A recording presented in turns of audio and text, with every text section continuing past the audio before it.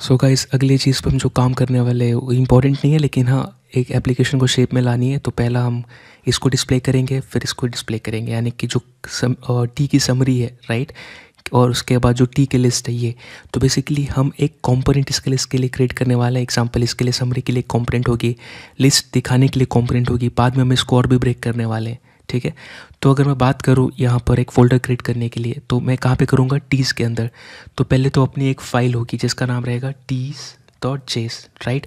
ये क्या करेगा, लिस्ट ऑफ टी दिखाएगा। साथ ही साथ हमें क्या, जो हमने भी जस्ट बात किया, कॉम्पोनेंट एक बनानी है जो कि समरी दिखाएगा, राइट।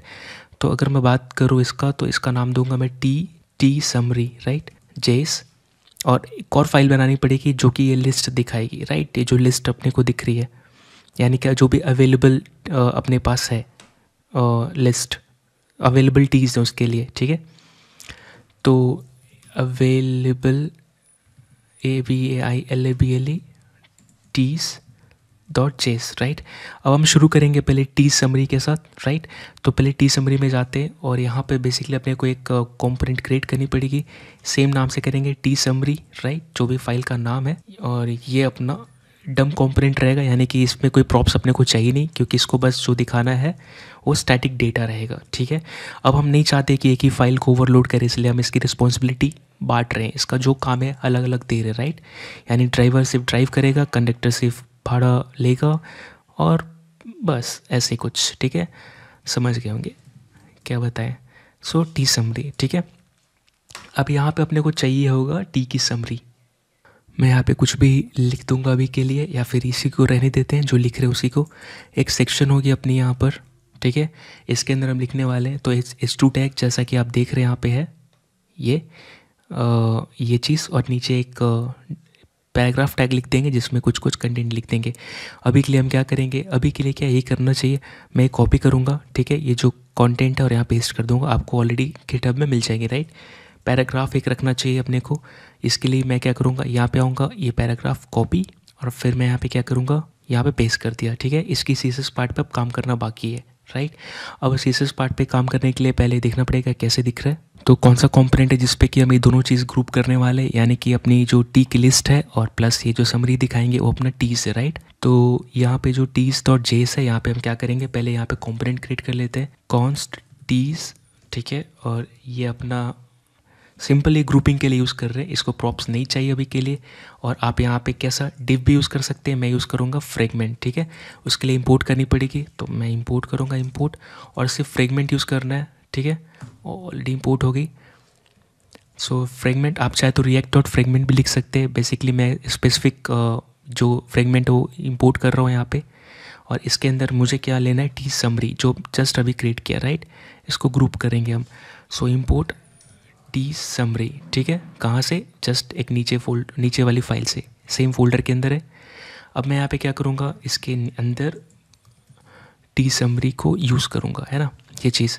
अब फ्रेगमेंट कैसा क्या करता है, बेसिकली कुछ है नहीं, जनरली एक आप ऐसा समझिए कि ग्रुपिंग के लिए यूज़ कर रहे हैं यहाँ पे, है ना। एक रूट एलिमेंट होना चाहिए, हम यहाँ पे रैपर नहीं यूज़ करना चाहते, कोई डिव ऐसा, ताकि रेंडर हो।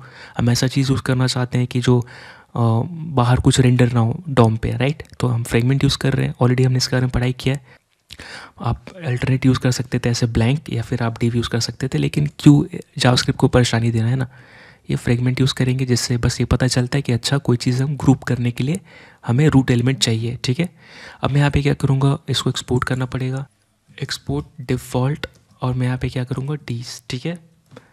अब इसको देखने के लिए फिर क्या करना पड़ेगा अपने को, हमें ऐप जेस में जाना पड़ेगा। यहाँ पे अपने को कुछ ना कुछ करना पड़ेगा, है ना, क्योंकि अभी के लिए सिर्फ हेडर दिखा रहे हैं और नीचे कुछ और दिखाना है। तो क्योंकि हेडर है, और मैं नॉर्मल HTML5 की जो टैग है वो यूज़ करूँगा मेन, क्योंकि यहाँ से अपनी मेन कंटेंट जो भी शुरू होगी यहाँ पे इंपोर्ट करना पड़ेगा टीज़ को। तो जैसा कि आप देख रहे हो यहाँ पे ये अपनी हेडर हो गई, ये हेडर के अंदर ही अपना बैकग्राउंड था, यहाँ से टी का शुरू होगा, राइट, मेन। तो मैं इंपोर्ट करूँगा, इंपोर्ट टीज़, राइट, और इंपोर्ट हो गई। यहाँ पे मैं क्या करूँगा, टीज़, राइट, और इसके बाद देखना है कि स्क्रीन पे क्या दिख रही है। यहाँ पे मैं गया तो अभी के लिए ऐसी दिख रही है, इसको हम थोड़ा सही करेंगे, लेकिन कंटेंट दिखनी शुरू हो गई है। अब मैं यहाँ पे जाऊँगा टी समरी, इसमें एक फ़ाइल ऐड करनी पड़ेगी tsumry.module.css, राइट, क्योंकि अपने को इसके CSS पे भी काम करना है। तो मैं यहाँ पर क्या करूँगा, इसी को एडिट कर मतलब एक कॉपी करूँगा इसका नाम और module.css, राइट। अब इसके CSS के ऊपर काम करनी है और टी समरी में अगर CSS यूज़ करनी है तो हमें इंपोर्ट करना पड़ेगा। क्यों? क्योंकि हम एज ए मॉड्यूल यूज़ कर रहे हैं, राइट, जो कि आप कोई भी रिएक्ट एप्लीकेशन क्रिएट कर रहे हैं, npx क्रिएट रिएक्ट ऐप उससे सपोर्ट करता है, वो सपोर्ट करता है बेसिकली अगर इस कमांड से आपने क्रिएट किया। और लिखते लिखते भूल गया क्या हमें इंपोर्ट करना है, ये चीज़ इंपोर्ट करनी है, ठीक है। अब हमें यहाँ पे क्या क्या चाहिए, क्लासेस, ये देखना पड़ेगा। तो बेसिकली हमें इसके ऊपर एक क्लास लगा देते हैं समरी, ठीक है, h2 को वैसे ही रहने देते हैं और बाकी चीज़ रखने देते हैं। यानी कि बेसिकली हम यहाँ पे ये बॉक्स है उसको शेप में ला रहे हैं और ये तो ऑलरेडी एक के नीचे एक आ रही है, राइट, जो कंटेंट है यहाँ पे आप देख सकते हैं। तो मैं इसके ऊपर बेसिकली क्लास दे देते हैं। चलिए मैं यहाँ पे लिखूँगा समरी, ठीक है, क्योंकि बेसिकली मैं समरी के लिए क्लास बना रहा और यहाँ पे मैं चाहता हूँ कि मेरी जो टेक्स्ट लाइन है वो सेंटर आए। मैक्स विड्थ ज़्यादा नहीं देना चाहता, लेट्स से 50 या 45 दे देते हैं REM। आप यहाँ पे पिक्सल भी यूज़ कर सकते हैं। यहाँ पे मैं 90% दूंगा विड्थ, ठीक है, और मार्जिन ऑटो ताकि चीज़ें बीच में आ जाए। मार्जिन टॉप जो है मैं -4 दे देता हूँ, आप चाहे तो एक साथ भी लिख सकते हैं यहाँ पे, ये भी काम करेगा, ठीक है। पोजीशन रिलेटिव दूंगा मैं। बैकग्राउंड कलर देना पड़ेगा मुझे, तो बैकग्राउंड कलर मैंने जो दिया है यहाँ पे वो यूज़ कर लेते। ये ब्लैक टाइप का हल्का, अगर मैं इस पे जाऊँ तो आपको दिखेगा बैकग्राउंड कलर यहाँ पर, आई गेस यहाँ पे डेवलपर टूल वापस ओपन करनी पड़ेगी लगता है, या फिर रिलोड करते एक बार। तो गाइस मैं ये बैकग्राउंड कलर उठा लूँगा यहाँ पे, ठीक है, और यहाँ पे यूज़ करना है अपने को। तो मैंने ये दे दिया बैकग्राउंड कलर। इसके साथ जब background colour black kind of shading में है तो ब्लैक के ऊपर जो टेक्स्ट रीड कर पाएंगे वो वाइट होगा, आप सीधा वाइट भी लिख सकते हैं। और इसके साथ मैं बॉर्डर रेडियस देना चाहूँगा 1 REM, ठीक है। अभी के लिए देखते हैं कुछ शेप में आ रहा है कि नहीं। अच्छा, मुझे तो क्लास अटैच करनी पड़ेगी इसके ऊपर, तो मैं क्या करूँगा, क्लास नेम, ठीक है, यहाँ पे स्टैटिक नहीं है डायनेमिक है, क्योंकि क्लासेस नाम की जो ऑब्जेक्ट है इसके ऊपर सारे हमारे क्लासेस रहेंगे। तो मैं यहाँ पे समरी दे दूँगा जो कि मेरा यहाँ पे क्लास का नाम है। अगर मैं अभी देखूँ तो थोड़ा बहुत मतलब लग रहा है कि कुछ कुछ हो रहा है।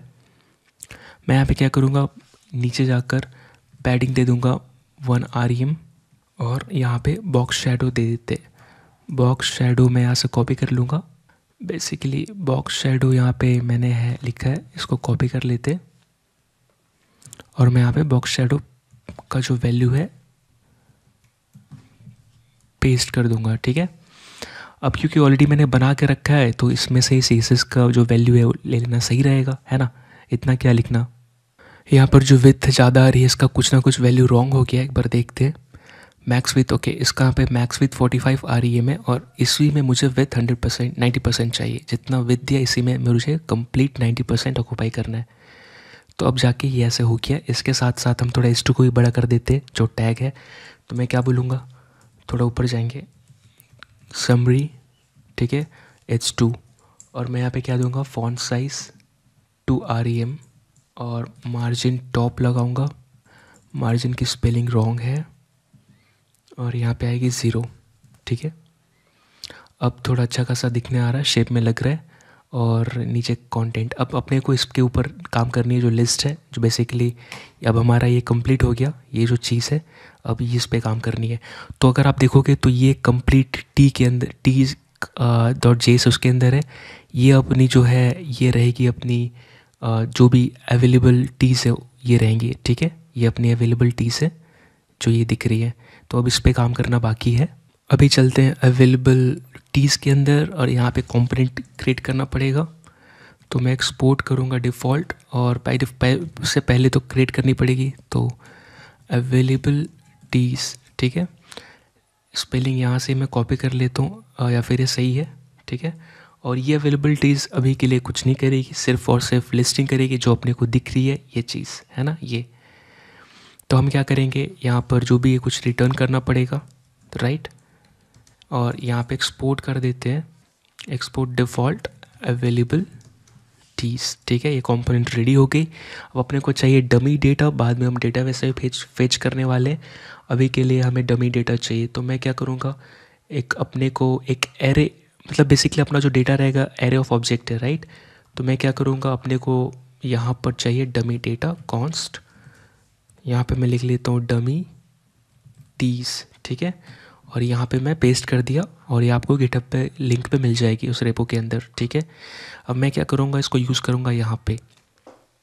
सिंपल है, इसको यूज़ करने के लिए आपको मैप करना पड़ेगा, है ना, ताकि यहाँ पे इस पूरे एरे को एक एरे ऑफ JSX में कन्वर्ट करना है।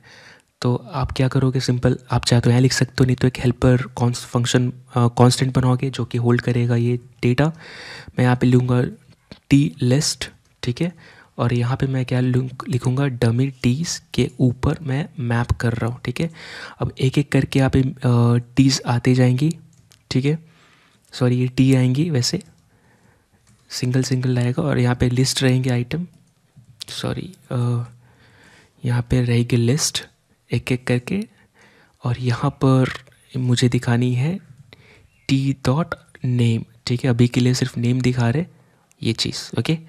और यहाँ पे मैं क्या करूँगा, अब यहाँ पे मुझे चाहिए होगा एक सेक्शन, ठीक है, जो कि टी दिखाए, लिस्ट दिखाएगी, बेसिकली रेंडर करेगी। और इसके अंदर मुझे चाहिए UL, क्योंकि मैं यहाँ पे क्या जो एरे ऑफ JSX क्रिएट कर रहा हूँ, टी लिस्ट जो कंटेन कर रही है एरे ऑफ JSX, वो UL के अंदर है, राइट। LI यूज़ कर रही है, तो इसलिए मुझे UL यहाँ यूज़ करना पड़ेगा। अनऑर्डर लिस्ट, इसके अंदर मेरी लिस्ट आ जाएंगी, ठीक है। तो ये यहाँ पे रेंडर हो जाएगी। अब इसको देखने के लिए मुझे क्या करना पड़ेगा, इसको ऑलरेडी मैंने एक्सपोर्ट किया है अवेलेबलिटीज़ को, यहाँ पे t.js में इंपोर्ट करनी पड़ेगी। इंपोर्ट टीज़ और मेरा क्या है अवेलेबलिटी, राइट। अवेलेबलिटीज़ यहाँ से इंपोर्ट कर लिया मैंने, और जस्ट इसके नीचे ये, ठीक है। अब देखते हैं कि थोड़ा बहुत मैं भावुक हो जाऊंगा देख के, थोड़ा बहुत अच्छा दिख रहा है, लेकिन इसके ऊपर काम करेंगे। मतलब देखिए, स्टार्टिंग अच्छा किया है हमने, यहाँ तक आने में थोड़ा टाइम लगेगा। तो बेसिकली अब क्या बच गया, CSS पे काम करनी है, क्योंकि ऑलरेडी ये चीज़ लिस्टिंग दिख रही है। तो CSS पे काम करने के लिए मुझे किस पे जाना पड़ेगा, यहाँ पर मेरा अवेलेबलिटीज़ है, तो मैं एक वॉल फाइल क्रिएट करूँगा। उससे पहले मैं इस फाइल नेम कॉपी कर लेता हूँ, ताकि मैचिंग पता चले कि किसका CSS है। यहाँ पे module.css, ताकि पता चले रिएक्ट को कि मैं एक CSS फाइल लिख रहा जो कि मॉड्यूल टाइप का है, राइट। और हमें मॉड्यूलर अप्रोच या फिर स्कोप दे सके, है ना, हर एक CSS के लिए, ताकि दूसरे फाइल के साथ कॉन्फ्लिक्ट ना करे। तो अब इसके साथ क्या अब लिखना पड़ेगा CSS, पहले तो मुझे क्या चाहिए इस पर देखना पड़ेगा। यहाँ पे हर एक टी के लिए चाहिए, राइट। तो पहले लेट्स से मैंने बना लेता हूँ, ठीक है। ये टीज़ रहेंगे पूरे जितने भी चाहे हैं, ठीक है। इसका मैक्स विथ रहेगा 60 REM, ओके। और इसको हमें एक्शन में भी देखना पड़ेगा। इसके लिए मुझे इंपोर्ट करनी पड़ेगी, यहाँ पर सबसे ऊपर में जाएंगे टीज़, अवेलेबल टीज़ के अंदर। यहाँ पे मैं इंपोर्ट करूँगा, इंपोर्ट क्लासेस, ठीक है। इस नाम से मैं इंपोर्ट करना चाहता हूँ अपनी CSS फाइल को, जो मॉड्यूल है, बेसिकली CSS मॉड्यूल फाइल है अपना अवेलेबलिटीज़। अब मैं क्लासेस को यूज़ कर सकूँगा, ठीक है। सेमीकोलन कभी कभी भूल जाएंगे तो ये चीज़ उठ के यहाँ जाती है, तो ये चीज़ थोड़ा ध्यान रखना है। बाकी ये तो सारा चीज़ फर्स्ट क्लास है। क्लास नेम यहाँ पे डायनेमिक, और क्लासेस के अंदर ही अपना ये है टीज़। सो जितनी भी चाहे हैं यहाँ पे दिख जाएंगी, राइट। अब देखते हैं कि थोड़ा बहुत कैसा दिख रहा है। अच्छा, अभी तो हमने कुछ लिखा ही नहीं है, बस विथ दिया है, तो क्या दिखेगा, है ना। अब मैं विथ दूंगा कि जितना है उतना उसको अपना पैर फैला पाए इसी साइज़ में, ताकि बेसिकली ये जो लिस्ट है इसके जस्ट नीचे आए, यहाँ से स्टार्ट ना हो, ठीक है। इसके लिए मुझे क्या देना पड़ेगा, मार्जिन देना पड़ेगा 2 REM, और मैं ऑटो, ठीक है। सो लेफ़्ट और राइट ऑटो चाहिए, टॉप बॉटम मुझे 2 REM चाहिए, राइट। इसके बाद मैं यहाँ पे एनिमेशन देना चाहूँगा। एक काम करते हैं, एनिमेशन बाद में काम करेंगे, एनिमेट बाद में करेंगे। इसका जो UL है, टीज़ के अंदर जो UL है उस पे काम कर लेते हैं, यानी कि जो UL लिस्ट है ये।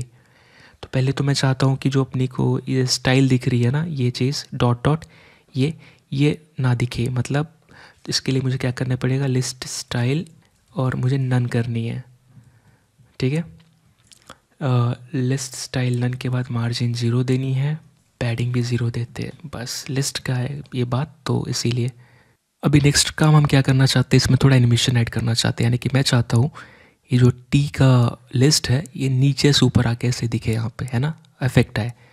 तो इसके लिए मुझे क्या करना पड़ेगा, इस पर एनिमेशन ऐड करनी पड़ेगी। यानी कि पहले इसका ऐड करना पड़ेगा कहाँ से, मतलब इसका प्रीवियस स्टेट, उसके बाद करेंट स्टेट, यानी कि कहाँ से शुरू हो। यानी कि ये इमेज, ये जो लिस्ट है नीचे से ऐसे आते आते यहाँ पे दिखेगी, यानी कि अपीयर होगी, है ना, तो फेड इन काइंड ऑफ। तो इसके ऊपर काम कैसे करेंगे, यहाँ पे हमें आके कुछ लिखनी पड़ेगी। तो आपको पता है एनिमेशन के लिए हम क्या की फ्रेम यूज़ करते हैं। यहाँ पे आइडेंटिफायर दूंगा टीज अपीयर। यहाँ पे उसको बताना पड़ता है कि पहले क्या और बाद में क्या, ठीक है। तो फ्रॉम कहाँ से कहाँ तक, फ्रॉम में बताना पड़ता है कहाँ से शुरू करोगे। तो मैं बोलता हूँ ओपेसिटी 0 चाहिए जब मेरा लिस्ट है नीचे हो, यानी कि यहाँ से शुरू होना चाहिए, ये नीचे से। जब नीचे से उसका प्रीवियस पोजीशन में बताऊँगा, तो मैं ये आपको ट्रांसफॉर्म करना है और ये ट्रांसलेट वाई करनी पड़ेगी। क्यों, क्योंकि मैं जो भी एनिमेशन दिखा रहा हूँ वो वाई एक्सिस पे दिखा रहा हूँ, राइट। ये वाई एक्सिस है, ये एक्स हो गई और ये वाई है, राइट। तो अपनी ये वाई पे ऊपर ऐसे आएगी और यहाँ देखिए क्या ना, हम ऐसे स्लाइड नहीं कर रहे, ऐसे स्लाइड नहीं कर रहे, हम नीचे से ऊपर स्लाइड कर रहे, राइट। इसीलिए तो इसको मैं कंट्रोल जी कर देता हूँ ताकि ज़्यादा बेकार ना हो। और फिर मैं यहाँ पे क्या करूँगा, 3 REM। अब कहाँ तक जानी है, ओपेसिटी 1 हो जाए कब, जब मेरा ट्रांसलेट वाई जो है 0 हो, ठीक है, यानी कि ओरिजिनल पोजीशन पे जब आ जाए। अब इसको यूज़ करने के लिए मैं क्या करूँगा, यहाँ पे टीज़ के अंदर चाहता हूँ एनिमेशन का नाम देना पड़ता है आपको। सो बेसिकली आप यहाँ पे लिखते हो एनिमेशन, उसके बाद यहाँ पे नाम देते हो। यहाँ पे कुछ भी आप अपना मैंडेटरी, आप जो भी मतलब आपने बनाया है, यहाँ पे मैं लिखूँगा टीज़ अपीयर्स। यहाँ पे मैंने टी बनाया, 1 इज़, और मैं चाहता हूँ ईज़ आउट हो, ठीक है, और ये फॉरवर्ड हो, ठीक है। अब मैंने नाम दे दिया अपने एनिमेशन का और मैंने कन्फिगरेशन लिख दिया, डिले कितना चाहिए और कैसे दिखना चाहिए। अब देखते हैं काम कर रहा है कि नहीं। तो अभी देखिए नीचे से ऊपर आ रही, राइट। तो ये देखिए ये फ्रॉम था, अब ये 2 पे आया, है ना। फ्रॉम कहाँ से, नीचे 3 REM से 0 पे आता है और तब इसकी ओपेसिटी 1 हो जाती है, ये देखिए। तो ये इफेक्ट है, ये डिले है और ये एनिमेशन का नाम है, राइट। सो अब ये भी काम करने लगा। अगर आप ध्यान देंगे तो जो हमारा रिजल्ट दिख रहा है वो यहाँ पे ब्लैक दिख रही है नीचे, लेकिन यहाँ पे वाइट है, राइट, जो हमारे में। इसका रीज़न ये है कि हमें इसके बॉडी में भी कुछ ऐड करना पड़ेगा, बैकग्राउंड कलर, राइट। तो मैं यहाँ पे बॉडी में जाऊँगा और यहाँ पे बैकग्राउंड कलर दे दूँगा, RGB देना चाहता हूँ। और यहाँ पे चाहिए 52, 51, 51, ऐसे रैंडम कलर जो हल्का ब्लैक दिखे वो दे दिया मैंने यहाँ पर। और ये देखिए दिख रहा है। अब इस पर काम करेंगे। तो बेसिकली इसको भी हमें ऐसे वाइट वाले लिस्ट में, मतलब एक बॉक्स रहेगी जिसमें ये दिखेगी और इसका फ़ॉन्ट भी हो, तब दिखने लगेगा। तब इस पर काम करनी है अभी, जो कि अवेलेबल हमारा क्या है, बेसिकली टीज़ है, राइट। अभी के लिए हम ऐसे दिखा रहे हैं ताकि बेसिक शेप आ जाए।